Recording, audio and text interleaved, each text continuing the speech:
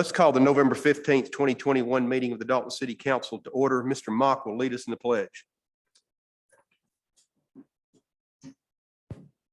Pledge allegiance To the flag of the United States of America, to the republic for which it stands, one nation, under God, indivisible, liberty and justice for all.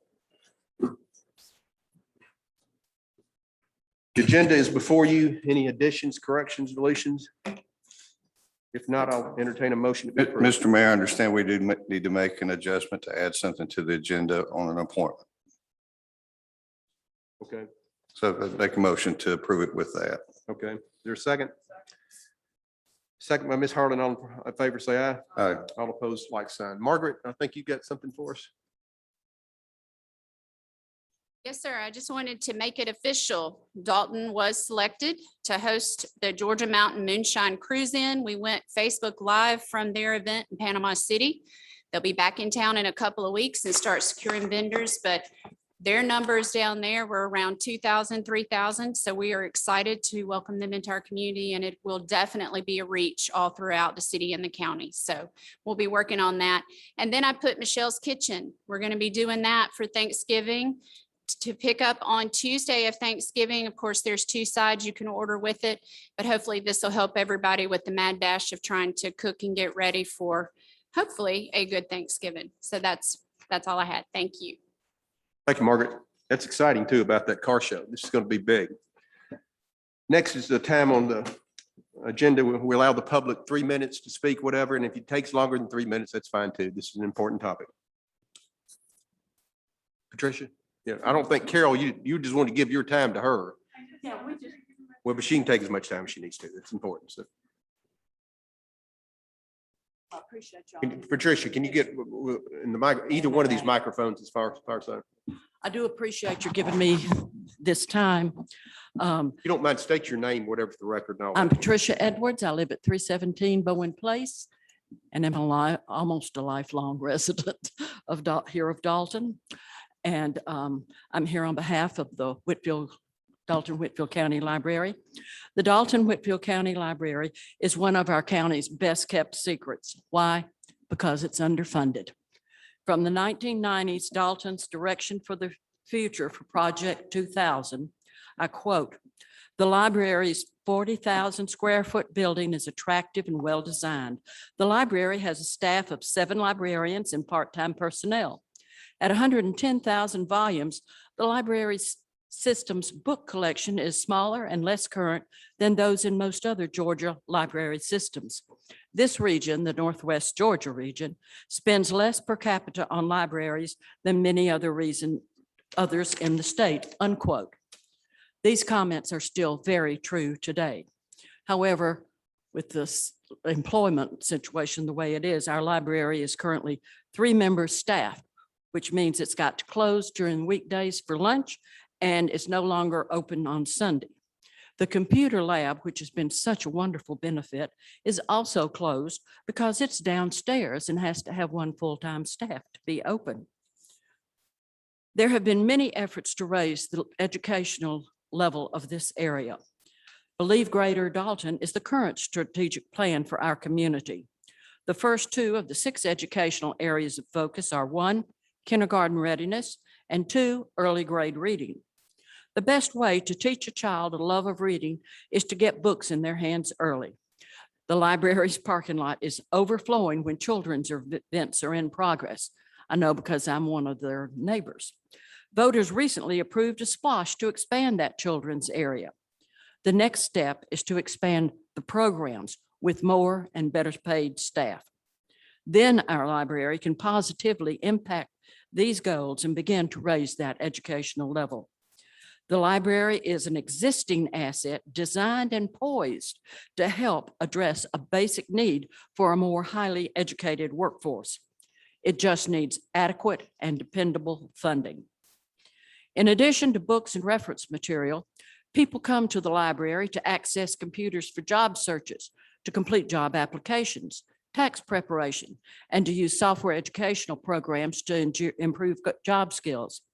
They can also access thousands of books in the Pine system, as well as thousands of digital and other materials. The Northwest Georgia Regional Library System includes 3 counties: Whitfield, Murray, and Gordon. The per capita investment of each of our partners in this endeavor: Calhoun, $7.98 per capita; Chatsworth, $6.95; Murray, $6.35; Dalton, $7.56; Whitfield, $3.47, with the Dalton Whitfield average being $6.14. In other words, we're bringing our neighbors down. The state ranges from $3.98 per capita in Ohoopee region to $27.33 in Lee County. The state average is $16.74. What's wrong with this picture? It looks to me like we're not doing our fair share in Dalton and Whitfield County. For generations, local support of our library has been led by its citizens. My grandmother was part of the group of ladies who founded the Robert Loveman Library. That's why in Dalton, the library board owns the building, but it has no income source to cover maintenance costs of about $145,000 annually. In most counties, the government owns the building and maintains it over and above their local funding support. Maintenance currently comes out of the library's local funding rather than government maintenance budgets. Our schools have an exemplary program called Readers to Leaders. If we want to build better leaders, we need more and better readers and researchers. Stephen Covey says, begin at the beginning. And parents bring their children to programs at the library long before they enter kindergarten. And they check out books for themselves too. Lots of high school students come after school to access its resources, and citizens come to do research from reliable sources. When open, the computer lab is full of citizens who need to access internet services they cannot afford at home. So I want to challenge you, our elected officials, to step up to the plate and take our library to at least the next level of service. We talk a lot about preparing our workforce for a global community. Yet our citizens have been getting minimum library services for decades. Our citizens, the ones you represent, deserve first-class library services. This year, the library has requested a bare minimum to keep its doors open. And when has Dalton ever been satisfied with the minimum? Let's at least bring our support up to the state average, which is $16.74 per capita. Increase your annual support for the Dalton Whitfield Library. Commit to keeping it at this level for at least 10 years and watch what can happen. Thank you. I appreciate you letting me speak. Patricia, I sympathize with y'all's plight as far as the underfunding of the library. It's really a county-wide function because you tax it. Yeah, this is what y'all need to understand. First of all, it's a county-wide function because they tax all the citizens of Whitfield County. We can only tax the citizens of the city of Dalton. And if you look, and we're getting other information too, just to give y'all the information you can take to the county also. In 2021, Dalton provided $264,000 in cash and $6,000 of in-kind services. That's mowing over there. The county provided $255,400. Dalton, if it equates the same thing, Dalton provided a little over $8 per person. At Gainesville, Hall County, Gainesville didn't fund theirs with any. Hall County funded it all, $2.3 million, because it's a county-wide function, not just a city function. Rome, Floyd County, Rome provided nothing. Floyd County provided $1.2 million. At Canton, Cherokee County, Canton funded $20,000 or something. I bet it's a specific service for the city is what that was about. They provide Cherokee County $2.6 million. I can go on and on. You can see why it's a county-wide function. And what we did 10 years ago, the last time I was mayor, we at least made the county put their funding in a special tax district where you didn't have city taxpayers paying part of their funding and 100% of ours. And the only way from the city standpoint for us to consider an increase will be the county needs to be at least double ours because they've got twice the population we have. They're taxing everybody while we're taxing 1/3 of the residents itself. which means the county would have to go to 530,000 before we could look at any additional funding, period.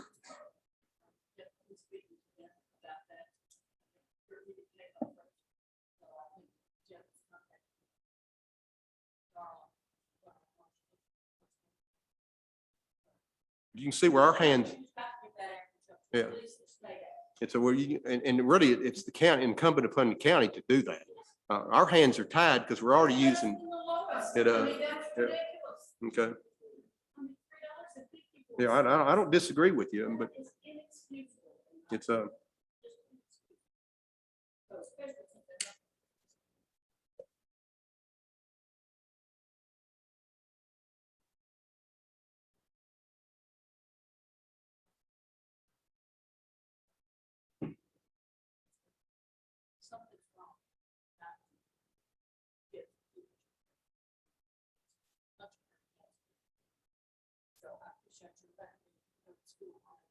Yeah, we'll give you the numbers. We're looking at other numbers also, but you see where our hands are tied. Yeah.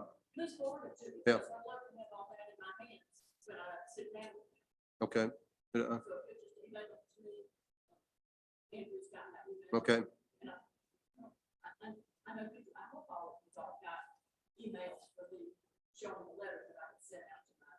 Yeah. To look at what they saw. Okay. You want to say something, Nancy? But you need to stand up though. Yeah. Yeah, go over there, whatever, tell us your name. I know your name, but First of all, I want to say, well, what's your name? oh, sorry, Nancy Williams. But why are our hands tied about this? Because you're asking city taxpayers to fund county taxpayers' services. Does it have to be like, we pay this much and they pay that much? Does it have to be equal? I'm sorry, I don't Well, really, understand. we shouldn't be funding any of it. Whitfield County should fund it all because they're already taxing us for that. And city taxpayers, and I've just got my bills last week, we're already paying 40% more for county M&O than we are city M&O, although they provide almost no services to city taxpayers. We provide them all for ourselves. So you can see the imbalance sitting here. But that's the real issue to us is, we're certainly not looking at cutting this, whatever. But the county, to make it anywhere near fair, is they need to double what they're paying right now before we can look at an increase, period. But even if we wanted to do this, we can't? I mean, Probably even if the county doesn't put money in, we can't do it ourselves because this is necessary and we need to? But there's a lot of things that are necessary in the county that do not, from the city side of the city taxpayers can't, subsidize county taxpayers. We serve the same workforce, city and county. So. I'm not arguing that, but my point is the fact that we already subsidize so many other things. I've looked at these numbers. Somebody's got to step up to the plate. Yes. And I appreciate it being you all. Well, the problem with that is you're asking city taxpayers to pay way more than their share. And I'm a city taxpayer. I know I don't agree with that. And I know there's a lot of other people out there that don't agree with that either. Thank you.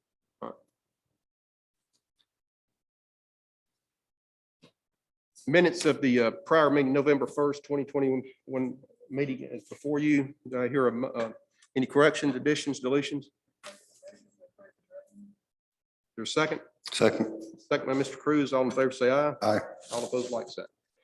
Number 3, got oath of office for Mr. Mock, City Council Member, Ward 1. You gotta do the election.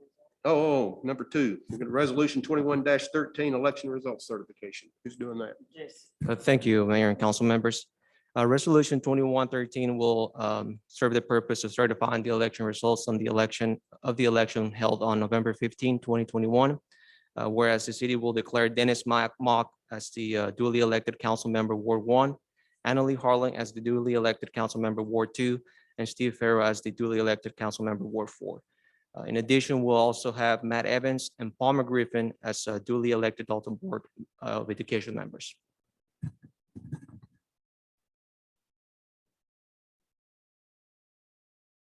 Motion approved. Let's accept that. Motion to approve. By Mr. Cruz, is there a second? Second by Ms. Harlan. All in favor, say aye. Aye. All opposed, like sign. Oath of office for Mr. Mock. Harry.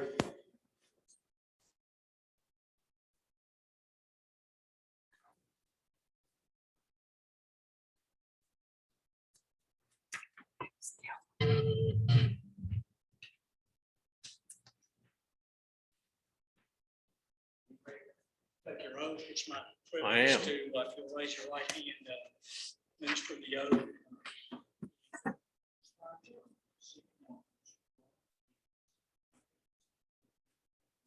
I, Dennis Mott, do solemnly swear I, Dennis Mock, do solemnly swear that I will, to the best of my ability, that I will, to the best of my ability, discharge the duties as council member discharge the duties as council member for the city of Dalton for the city of Dalton during my continuance in office, so help me God.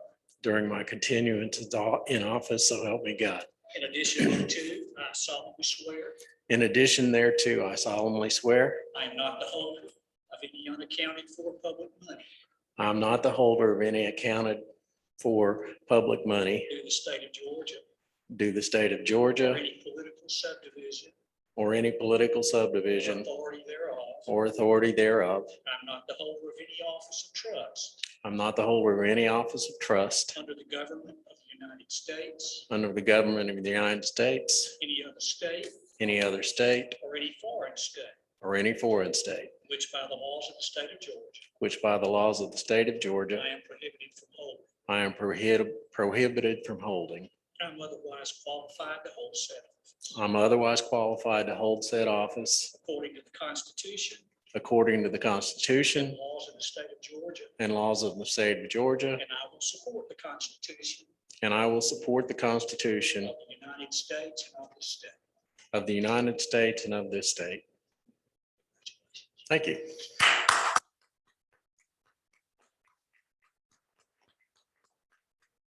I've got a proclamation for Hospice Month. There's nobody here from the association, so I'll just sit here and read it. Whereas the philosophy affirms the inherent dignity and worth of every individual and reveres human life in all its states, and whereas hospice offers a special way of caring for terminally ill patients and their families, enabling them to live comfortably and peacefully in their final days, and whereas hospice care relies on the combined knowledge, skills, and compassion of a full team of professionals and volunteers, including physicians, nurses, nursing assistants, social workers, and clergy, to help patients and their families cope with their bereavement. And whereas hospice supports and strengthens the entire community's awareness of the benefits of hospice care. Now therefore, I, David Pennington, Mayor of the City of Dalton, Georgia, do hereby proclaim November 21st as Hospice Month. In the City of Dalton, encourage all government agencies, community organizations, and citizens of Dalton to participate in related activities and to support hospice and their vital services it offers our community during the month of November and throughout the year. Next on the agenda is a renewal of the Aetna Employee Assistance Program. Greg? Yes, sir. Thank you. Good evening. This is exactly what it says. Our employee assistance program is a benefit given to our employees. It is also a vital component of our drug-free workplace program. This renewal entails no increase for 2022, and I'd ask for your approval of that. Your motion on this? Motion by Ms. Harlan, second by Mr. Mock. All in favor, say aye. Aye. All opposed, like sign. Resolution 21-14 to replace the existing group health and major medical insurance plan for retired former employees of the City of Dalton with an individual coverage health reimbursement arrangement for such eligible persons and beneficiaries to authorize establishment of the plan to provide effective dates and for other purposes. Greg? Yes, sir. I would like to point out there is one minor incorrect bit of information on there. This is not an individual coverage health reimbursement arrangement. It is simply a health reimbursement arrangement. It's not an ICHRA, it's an HRA, for those of you that understand that language. This would effectively allow our retirees and beneficiaries of health insurance to choose their own health plan and receive funding from the city on a monthly basis. And we've discussed this at length in the Finance Committee in the past and during the budget process. So I would ask for your approval of that. Any questions of Greg? Your motion on this? Motion by Ms. Harlan, is there a second? second by Mr. Mock. All in favor, say aye. Aye. All opposed, like sign. Number 6, agreement with Health One Alliance doing business as HRA Simple for health reimbursement account. Thank you, Mr. Mayor. This is actually for the administration of the health reimbursement arrangement. It's based on a per retiree per month amount, and it is about a $15,000 per year administrative fee. Questions, Greg? Your motion on this? Motion by Ms. Harlan, is there a second? Second by Mr. Mock. All in favor, say aye. Aye. All opposed, like sign. Number 7 is appointment of elected official to defined contribution committee. Tonight, we're appointing Ms. Harlan as the elected representative to this committee. Do we need a motion on that, Bernadette? There you go. Yes. We do. Motion by Second. Mr. Mock, is there a second? Second. Second by Mr. Cruz. All in favor, say aye. Aye. All opposed, like sign.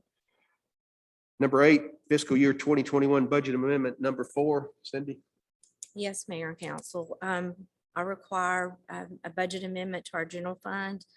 We received an insurance reimbursement for damages to a fire department vehicle, $14,410. And I also need to increase the agency funding to DDDA for Regeneron event at the convention center in the amount of $13,000. This will decrease our budgeted fund balance by $13,000. The other component of the budget amendment is our CDBG annual allocation funding in the amount of $402,300. Of that, $263,340 is going to public facility programs, public service of $58,500, administration of $84,660. Revenue going in, revenue going out, no increase or decrease in the fund balance for our CDBG fund. Though that was a competitive process, and as you recall, we approved those, I think, the end of May, 1st of June, something like that. This is just getting into the budget. Question, Cindy? Your motion on this? Motion by Mr. Mock. Is there a second? Second. Second by Mr. Cruz. All in favor, say aye. Aye. All opposed, like sign. Number 9, traffic control change. Todd, who's got that? Jackson Shepherd. Jason? Okay. Thank you, Mayor and Council. The Police Department Traffic Enforcement Unit had received multiple complaints as well as observed parking issues on this portion of Spencer Street, which is represented on page 50 of your agenda packet. Due to a limited sight distance in the vertical crest of the hill, it poses as a safety threat for safe passing. This concern was forwarded to the Public Works Traffic Division, and upon further investigation, we concur that this poses a threat for safe passing in accordance to AASHTO geometric design standards. What I'm proposing today, which was approved by the Public Works Committee on October 28th, is to implement 300 to 350 feet of additional no parking in the southbound lane of Spencer Street in both directions. The northbound lane already has no parking from Hagan Street all the way to Fort Hill Drive. So why would we just did one side of it that time? I think at that time, Mayor, just thinking back, it was not as big of an issue as it is today. And if you notice on page 50 of your packet, these homes have rear access from the alley from Fort Hill to Hagan. So they would have, anybody that's parking on the street will have a place to go on the back alley. I've seen commercial vehicles there too parked. But, any questions? There a motion on this? Motion by Ms. Harlan, is there a second? Second by Mr. Mock. All in favor, say aye. Aye. All opposed, like sign. Number 10, traffic control change section of Castle Road, 2-lane residential, no parking on both sides. Jackson? Similar to the previous traffic control change, the Police Department Traffic Enforcement Unit received complaints about parking as well as observed parking issues where there's a limited sight distance due to another vertical crest in the hill. Upon further investigation by our traffic division, we concur that this does not meet AASHTO geometric design standards for safe vehicular passing. And what we're proposing, which was approved by the Public Works Committee on October 28th, is to implement no parking on 275 feet in both directions from the adjacent to the, from the vertical crest in the hill, which is adjacent to 380 Castle Road residential driveway. And this is no parking on both sides. Yep. Is there any question? There a motion on this? Motion by Ms. Harlan, is there a second? Second by Mr. Mock. All in favor, say aye. Aye. All opposed, like sign. Number 11, traffic control change, one-way westbound entering on Ashworth Drive and exiting southbound off Dude Street. For this one, a resident has reported multiple close calls for vehicles trying to pass on this road. And the traffic enforcement unit had forwarded this to our traffic division to investigate. And upon further investigation, certain stretches of this road on Dude Street in Ashworth, where there is only 9 foot of roadway width, it's not conducive for safe passing of 2 vehicles. And so for that reason, we are proposing, which was approved by the Public Works Committee on October 28th, a one-way only starting entering from Ashworth Drive and exiting Dude Street onto West Park Street. Public Works Committee approved this. Yes, sir. There a motion on this? Motion by Ms. Harlan, is there a second? Second by Mr. Mock. All in favor, say aye. Aye. All opposed, like sign. Number 12, first reading of ordinance 21-20 to make findings concerning the public use and necessity of a section of Kyler Street to consider the vacating and abandonment of public interest in and to the said section of Kyler Street for public transportation use, to declare the closing of such section of Kyler Street, to authorize of a quitclaim deed of any interest of the city of Dalton except utility easements to adjacent property owners, to establish an effective date and for other purposes. Andrew, you got that? Mr. Mayor and Council, thank you. This is a request from the Oakwood Property Group LLC to close. If you look on page 61 of your agenda packet, on the original 1908 SAT map for the city of Dalton, Kyler Street was actually platted to go across the railroad, just like Gordon Street would have. And so there's an unopened section between the railroad and Glenwood Avenue, between just north of Manley Jail Works and south of the lure shop, that's reflected on this plat of record, but it's never been used by the city for any public purpose. So the Oakwood Property Group, through the minor firm, has requested that the city close and abandon this 60-foot unopened right-of-way and issue a quitclaim deed to them, since they are the owner of property on both sides of the unopened right-of-way, which is allowed under state law. And this is all the departments in the city reviewed it and didn't see any issue. The only point of note is that in Dalton Utilities review, they located an overhead electric and an underground gas service. And so they'll retain an easement if this is to be approved. But again, this is just a first reading, so we'll have to take this up again at the next meeting. Any questions that I can answer? Okay. We'll take it up the first meeting in December. Next, we got a reappointment of a Joe Yarborough to the Water, Light and Sinking Fund. Yes, Mr. Mayor, I'd like to, it's actually my pleasure to re-nominate Joe Yarborough to this chair of this board.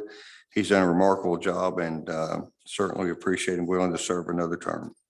Motion by Mr. Cruz. Is there a second? Second by Ms. Harlan. All in favor, say aye. Aye. All opposed, like sign. I need a motion to go into executive session for personnel matters, and we will go up to the second floor conference room for this. Motion by Ms. Harlan. Is there a second? Second by Mr. Mock. All in favor, say aye.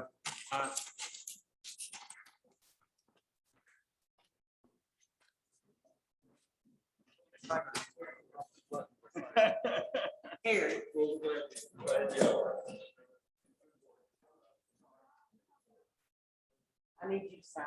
Oh, I'll get that to sign.